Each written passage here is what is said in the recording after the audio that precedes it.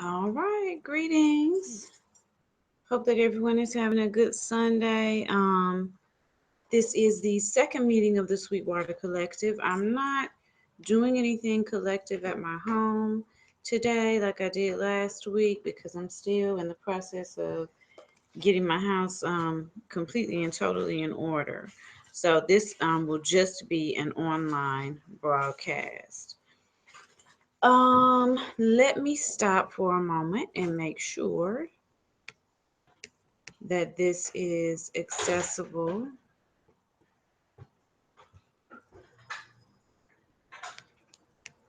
Give me just a second because I promised to post the link on my Facebook page. So let me just do that and then we can go ahead and begin.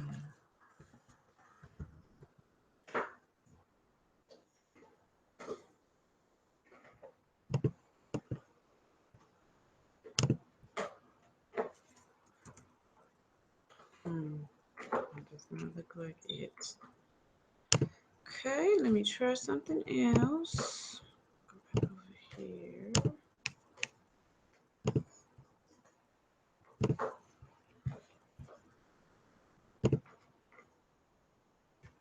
Else.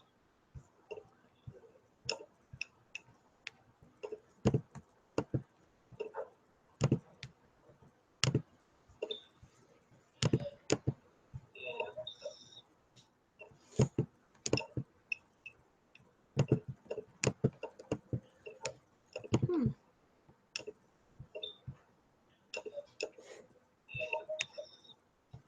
Okay, I do not see the.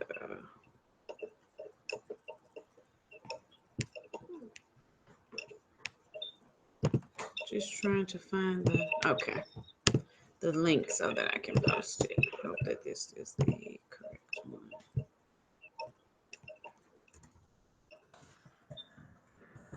Okay, the link so that I can post it. Hope that this.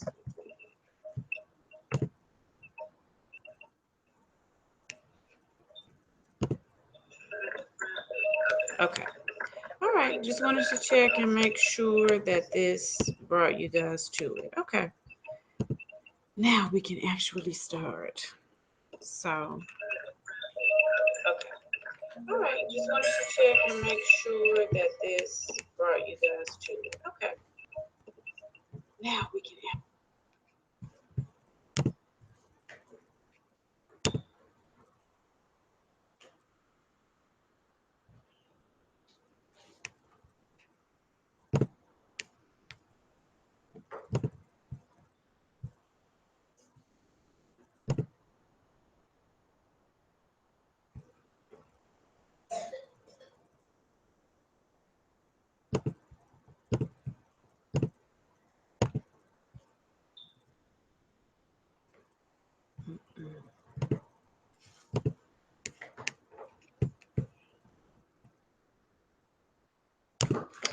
All right.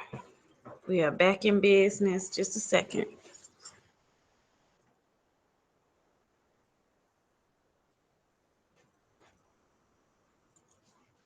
Okay, we're gonna start off as always with libation.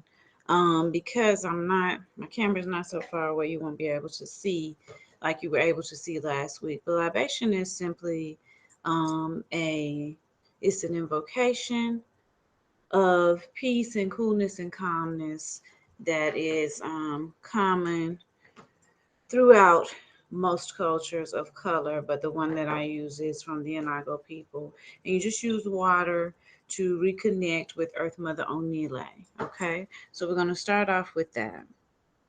Omi tutu, omi tutu, omi tutu. Tutu ori, tutu emi, tutu aye, tutu laroye. Iba she olodumare, iba trerekaye, iba tiwo ojo, iba tiwo orun, iba leogeri afoko yeri, iba rumala ileri ipin, iba ikba rumle ojo kotun, iba ikba rumle ojo kosin, iba kanle ni orinwo orumale, iba akora, iba ashera, iba waniya afinju eje. Iba she mojuba bobo idele mi, imbelese olodumare ibaye orun, ibaye baye torun, iba wamba watonu, iba oluwo, baba odubolu fatimishe, iba ojupono, Bokuno Medahochko Visanu, Iba Pojito no Chito Vivisanu, Iba Elo Shashango Iniola. Iba She Saleko, Iba Oba Sejima Adefumina first, Iba Oda Adejubi Adefumina second, Iba Oluwami, Iba Bogboy Deli Amushan, Iba Bogboy Deli Fagbinro, Iba Agbomola B Orisha, Iba Olokomeji Village, Nigeria, Iba Abeokuta, Nigeria, Iba Ile Ife, Iba Oyotunji Village, South Carolina. Ashe, Ashe, Ashe. Orisha Kosi Iku, Kosi Fatibo, Kosi Ofo, Kosi Wahala. Funwa Alafia, Funwa Ire, Funwa Iwapele, Funwa Oritu Titutu, Funwa Ona Tutu, Funwa Aye Tutu. Ashe, Ashe, Ashe. So when you perform libation, you are not only giving praise and honor to the forces that make it possible for us to exist, but from the tradition, you also give praise and honor to your spiritual teachers, to the people responsible for initiating you, as well as the people responsible for training you and taking you through the rites that make you capable of leading and guiding from a spiritual perspective. So the translation for the entire libation is from the broadcast that we did last week, but I'm not sure if I made it clear that some of the names that are being called and the things of that nature are the names of people who trained me in the tradition. And it is protocol when you do libation to give praise and honor to those people as well. Okay. This is okay. Can you come in for a second?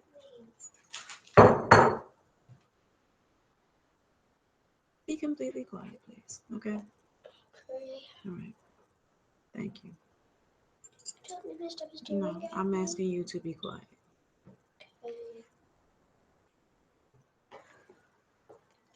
So this is the second broadcast of the SweetWater Collective.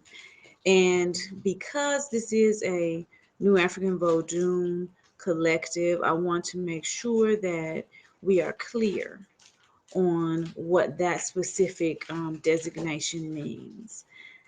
And I'm not sure how much of that I covered last week, but I want to make sure that that is covered and understood this week. So I was trained by the Metahochi and his wife, the Nochi, who are now honored ancestors in the tradition. The New African Vodun was the Metahochi's brainchild.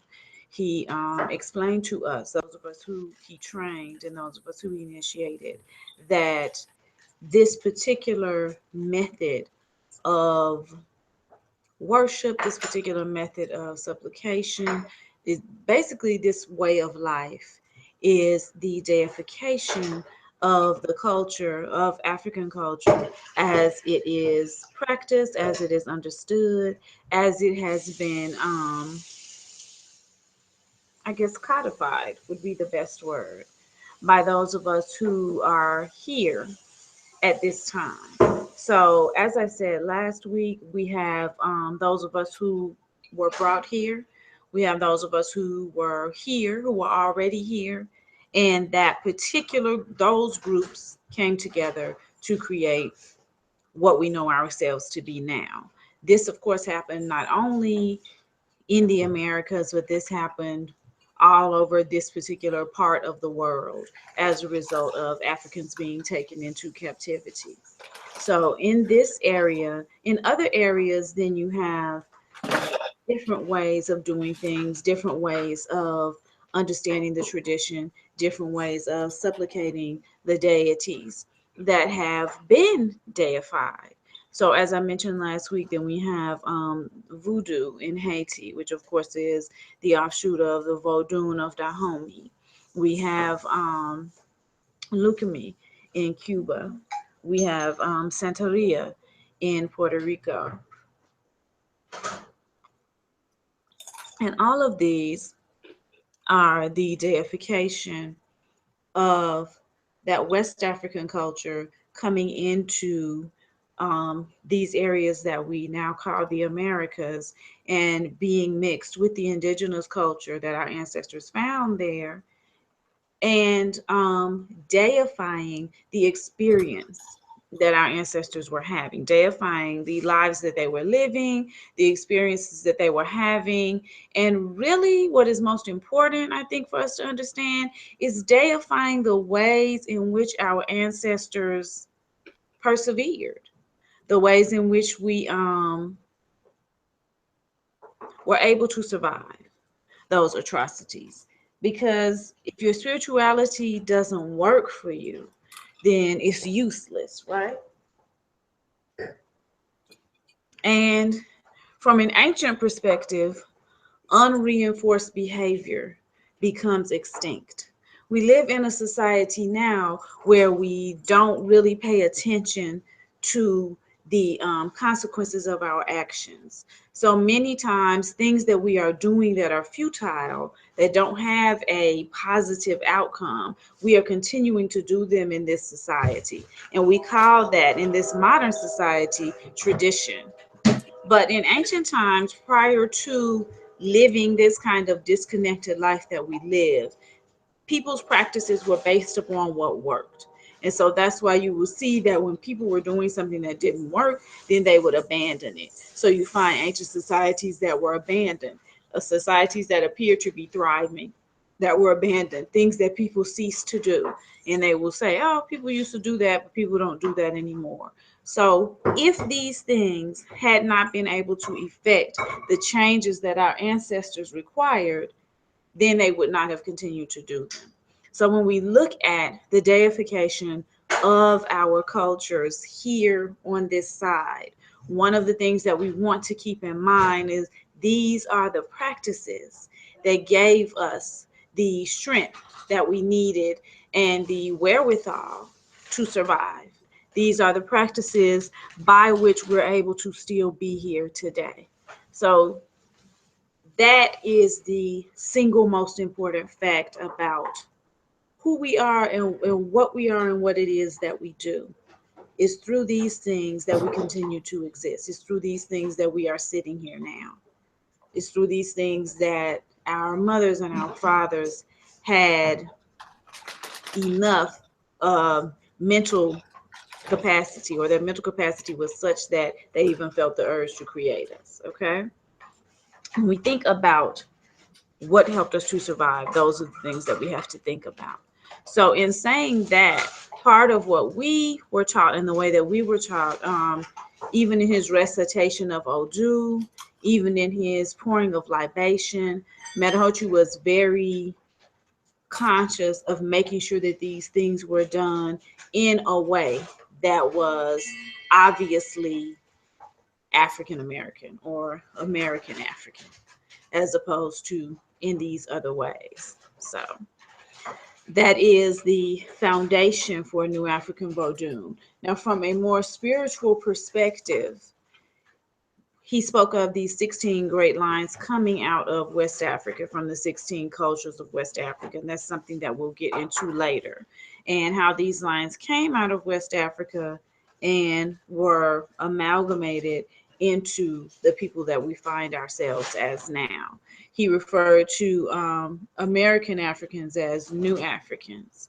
And to me, you can use that as a term. You can use American Africans. I have a close friend and colleague from Florida, and that's his term, American Africans. But understanding that you are and your nature is African. The way that you connect with the universe is African. The way that you experience life is African, is what is essential in this particular understanding. So that brings me to the topic that I wanted us to cover today, which is, what is African spirituality not? I think that, well, for me, I'll speak for myself. When I was introduced to West African spirituality, the way that it was practiced was very much as a Christianity or an Islam just wrapped in kente cloth or wrapped in a shoke. the differences were not made apparent to me. And in not understanding the differences, it took me years to come to an understanding of what the actual tradition was and what the actual tradition is.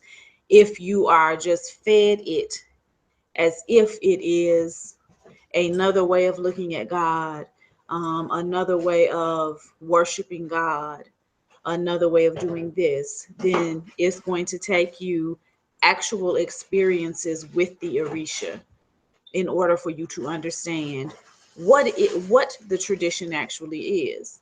Can you wait until I finish this to do that? Because I just don't want that background noise to be drowning it out.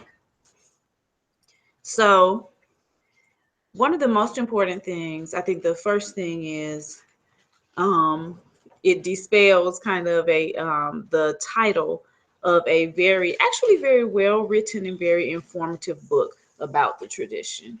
And that book is Olodumare, God in Yoruba Belief. And like, as I said, it's an informative book. It's a well-written book about the tradition, but the title is what we'll address first. So if you say Olodumare is God in Yoruba Belief, that is instantly incorrect. The most important reason being is that the term God, as we use it as people who were raised in and socialized in a Western society, already comes with specific connotations. So if you use God from a Western perspective, then you're automatically talking about an entity that is male.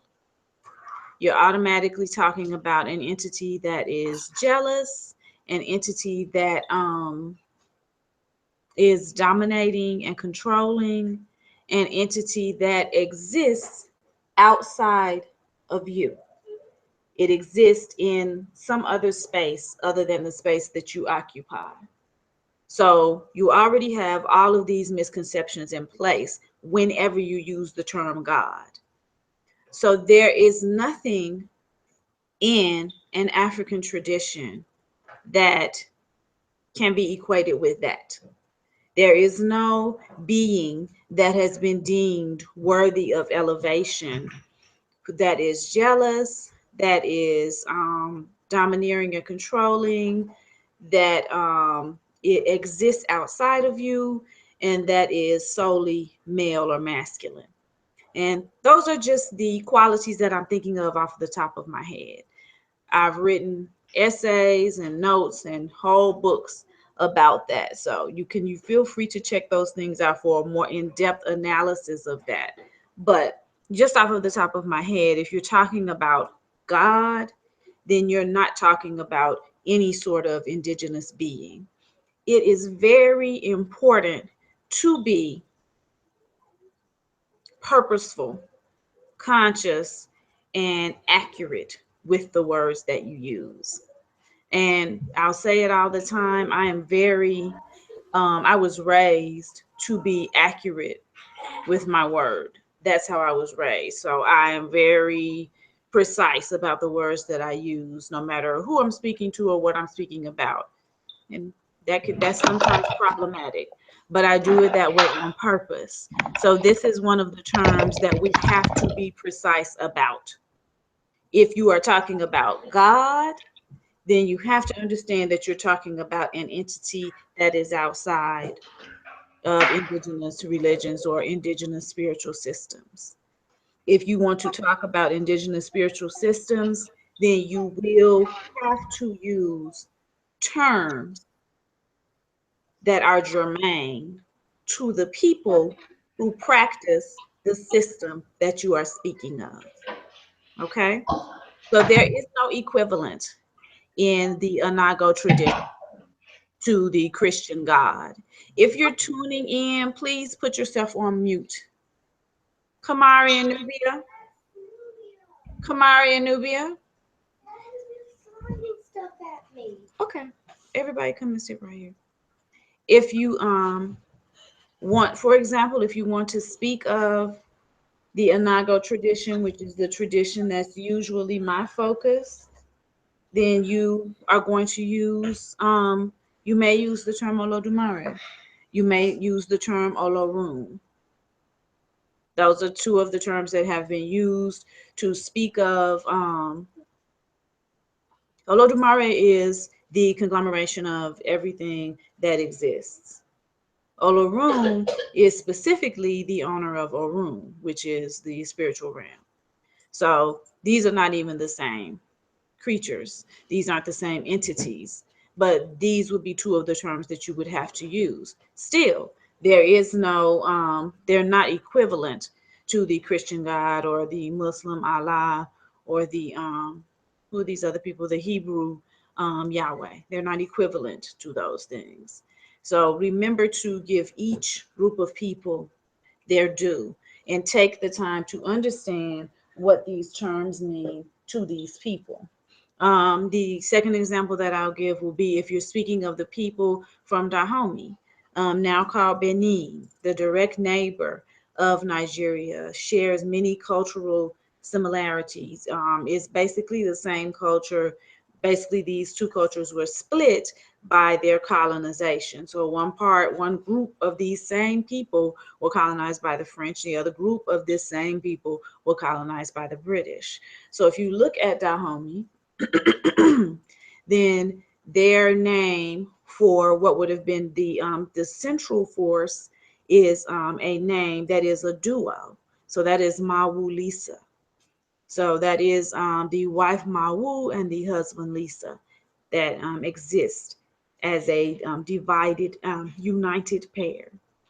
So that would be the term that would cover that central force in that tradition. So you can't speak of God and take it outside of the cultural context in which it exists. Do not use European terms to describe African realities. If you're using European terms to describe African or any indigenous reality, then first of all, you are robbing yourself of that full experience. And second of all, you're just incorrect. The information that you're giving is just incorrect. So there is no God in the Anago tradition. That is not how the tradition is set up. It's not how it works. So that is the first thing that African spirituality is not. It is not a tradition that is centered around God.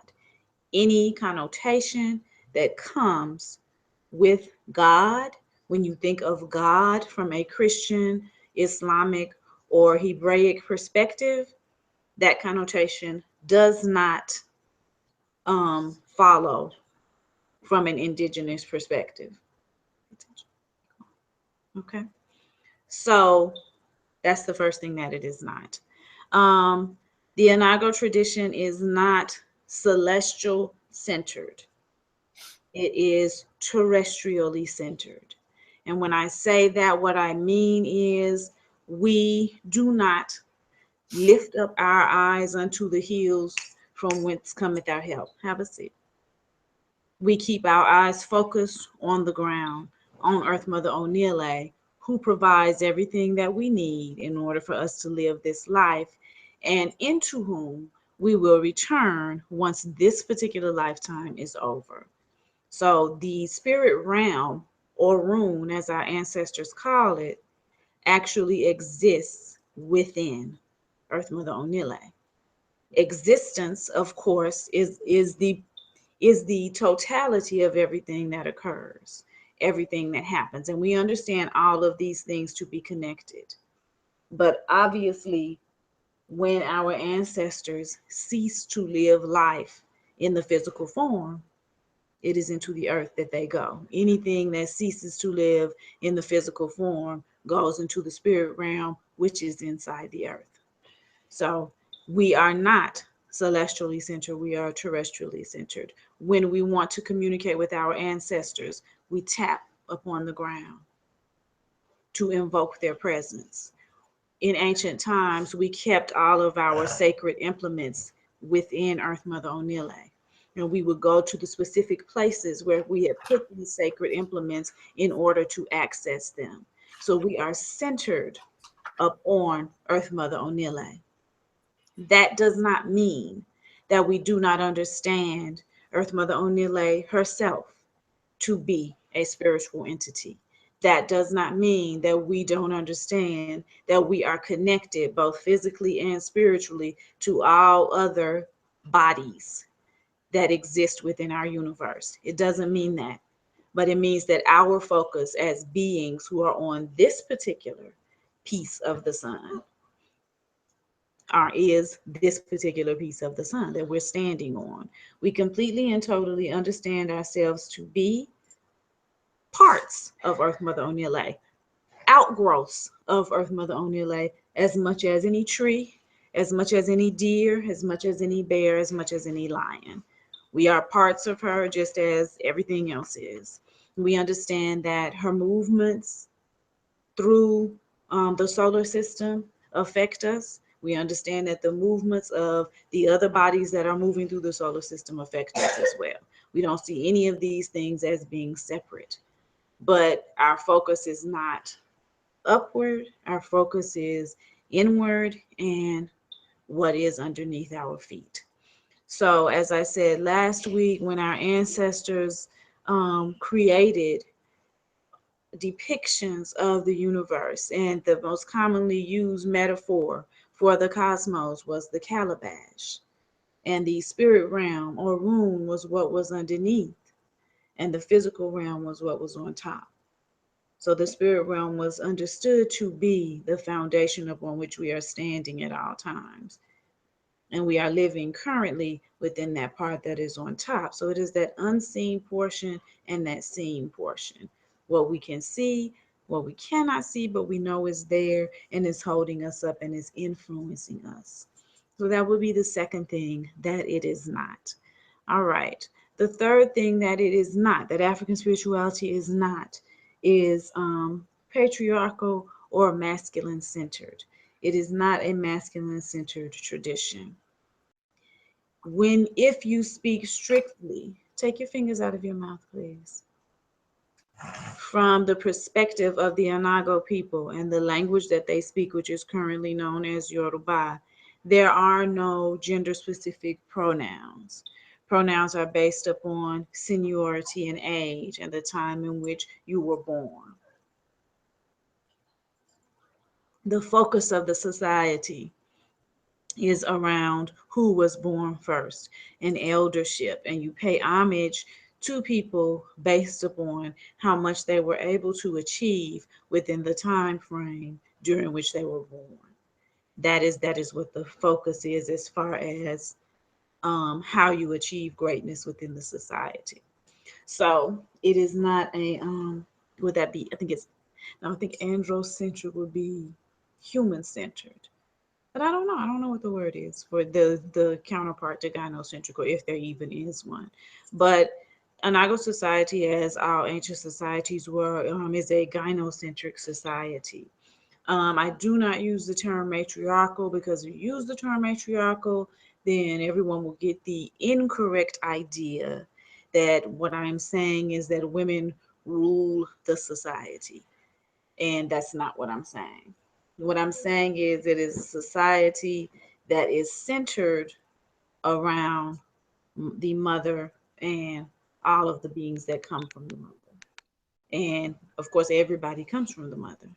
So in that way, it is somewhat of an egalitarian society, of a culture. Let me use that term and not society, because I wouldn't want you to visit Nigeria today and feel that this is going to be what you're going to automatically be looking at.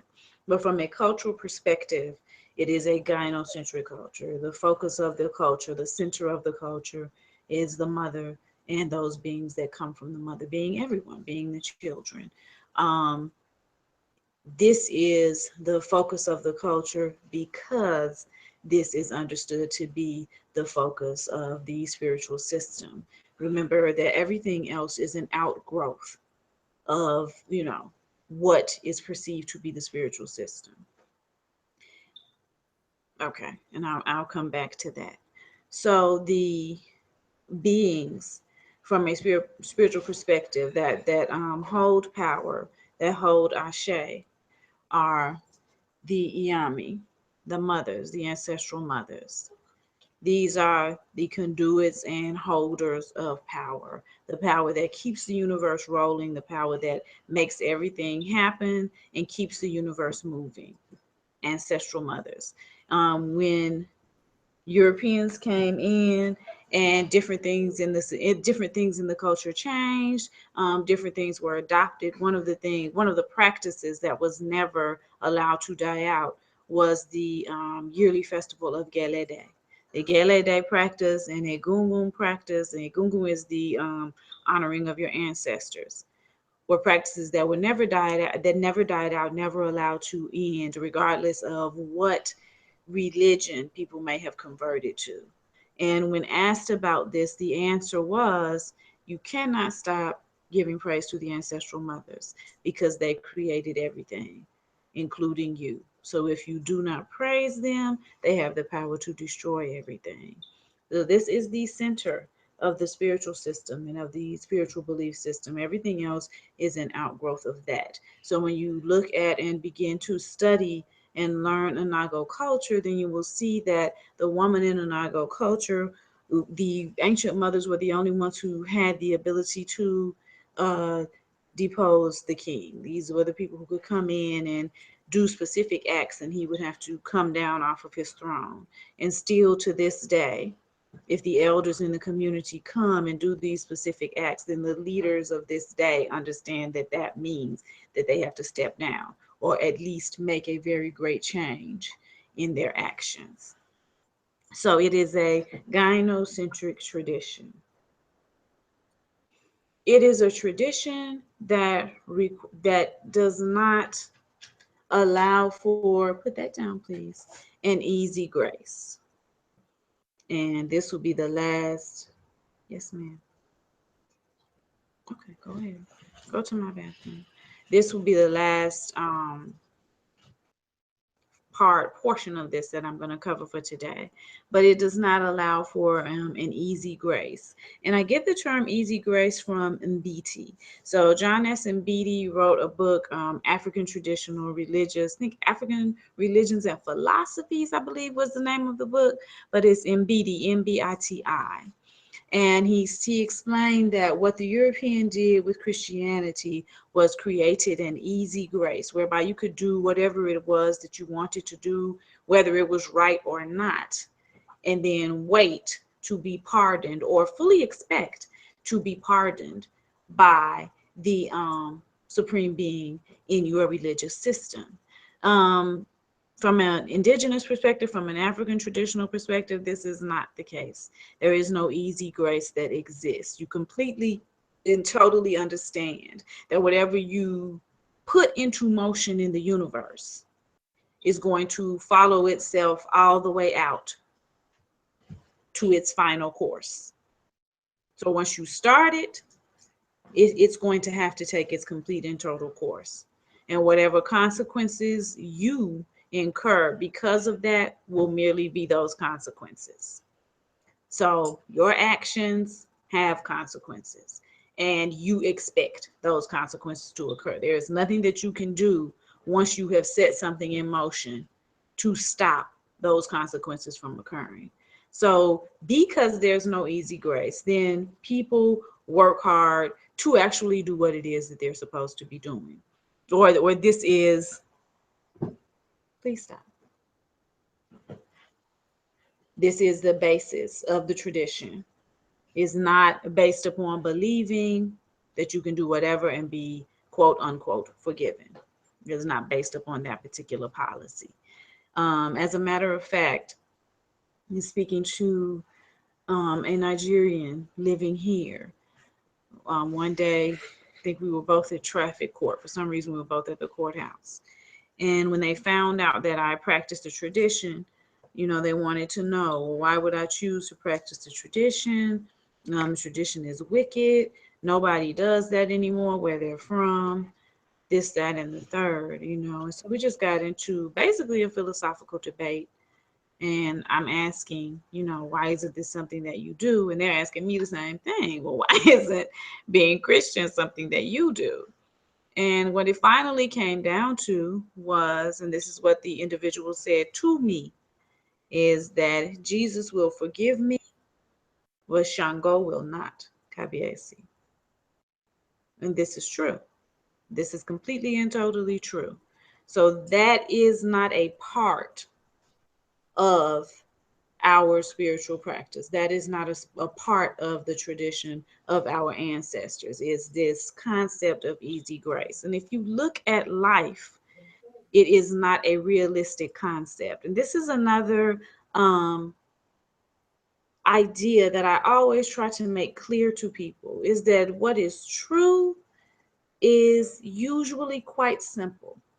And what is true can always be verified by your eyes and your ears. And what you can touch, your perception, how you feel something to be, it's verifiable. It is only lies and delusions that require you not to believe your eyes, that require you to believe that something other than what you see happening is what is actually happening. So we don't see an easy grace taking place in life. That is not how life works, right? If someone is an asshole, then they generally are not going to have very good friendships. They're not going to have long lasting relationships. They're not going to have strong ties with their family, and basically will have created a kind of a hellish existence for their life. That's what happens when you're an asshole. You can't just go and ask forgiveness and expect that all of this behavior that you've placed upon people is somehow wiped away. That's not how life works.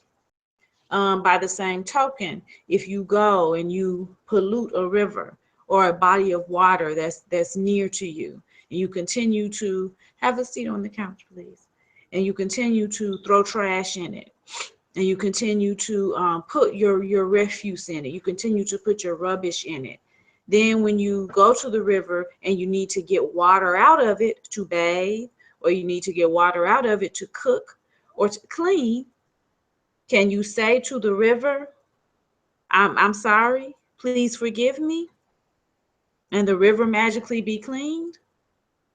That's not how it works. That's not how life works. We can't find anything in life that actually works in that way. So to me, when you just use your eyes and use your senses, it's ludicrous to believe that there is an easy grace when you cannot find any evidence of such a thing existing. There's nothing you can point to in life that says this thing exists. Everything in life shows you that there are consequences to your actions, and that asking for forgiveness does not absolve you of those consequences. That is what life itself shows you. Everything in life says when things cease to live, they become part of the earth again. That is what life shows you. Everything in life says that whatever is supreme, whatever is at the center of existence, could not possibly be only masculine, could not possibly be dominating and controlling and spiteful and hateful. And whatever is at the center of the existence of all things has to be connected to all things. That's what life shows you. When you look at life, that's what you see. So when we think about spiritual systems that ask us to believe things that we can't verify with our eyes, then we have to understand that those types of beliefs do not exist in any ancient spiritual system. And of course, the most ancient spiritual systems are those that come out of Africa. So that type of belief that isn't verifiable by actual experience, by actual life, is not a part of the traditions of our ancestors. So that's what I wanted to cover today, was just those specific things that African spirituality is not, the tradition of our ancestors is not, and to make sure that you have an understanding of what New African Vodun is as a way of worshiping the Orisha, as a way of practicing the traditions of our ancestors. So we have been at this for 45 minutes. I'm going to go ahead and close out. We will be back here again next week at 2. Next week at 2, I also will be having the gathering again in my home that I wasn't able to have today. So I hope to see everybody at that time. What I'm going to do, I'm going to do that now. Well, no, because that won't be active for later. But I'm going to ask at some point to get the email addresses of everybody who knows that they're going to be tuning in. And with those email addresses, after today, then I'm going to make the broadcast private. So it will only be for those people who have sent me their email addresses. But I need all of those in one place. So I'll make sure and get that at some point from you this week. If you've texted me, then I'm going to get it from you via text. I would prefer Facebook inbox because it's easy for me to pick them from there to cut and paste them into a nice big document that I can then put here in this chat. But okay, well, in this broadcast, I will be seeing everyone next week at this same time. Peace, love, light, ecstasy, abundance, and bliss to everybody.